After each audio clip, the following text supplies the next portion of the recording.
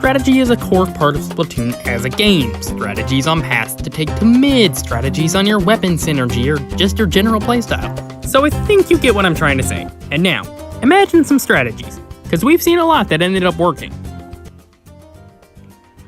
Okay, you done? Well, here's one you didn't think of. 3 people using one of the worst weapons in the game terrorizing turf war players.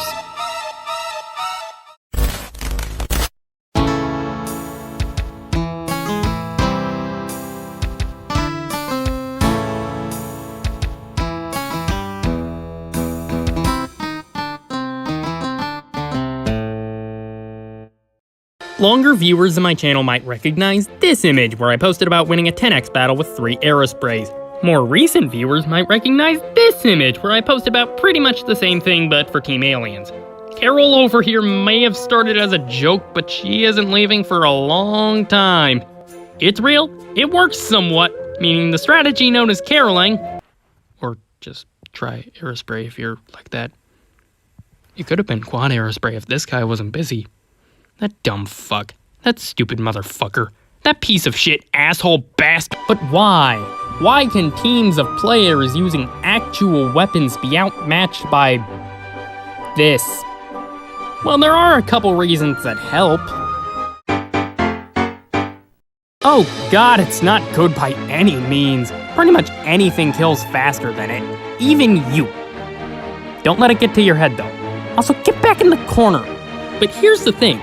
Aerospray is lightweight, meaning just having it equipped means you're basically as fast as a rat on meth.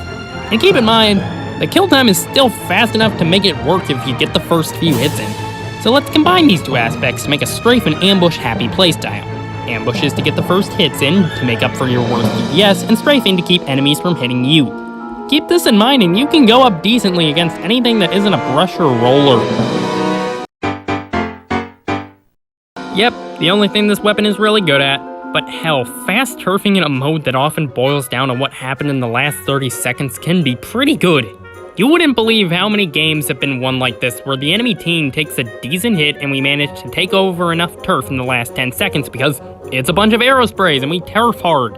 Even in general, the painting power of 3 aerosprays is powerful and can be overwhelming to enemies as they won't be able to progress as fast as we can. Yep, the only thing people actually use this weapon for. But Booyah Bomb is a pretty damn good special. It's not pre-nerf missiles level of spammability, but it's always great to have. It can deny area. If they want to keep their turf, they're gonna have to waste time shooting into the bomb, and it helps your teammates build their bomb, meaning you can get theirs up, helping you get your second bomb up, which just means more bombs in general. Hell, as long as you don't pop it in a fight, there's a pretty decent chance you'll live. They can break your armor, but most weapons just don't have the DPS to solo you, and it's fairly uncommon for teammates to stick together due to the lack of communication.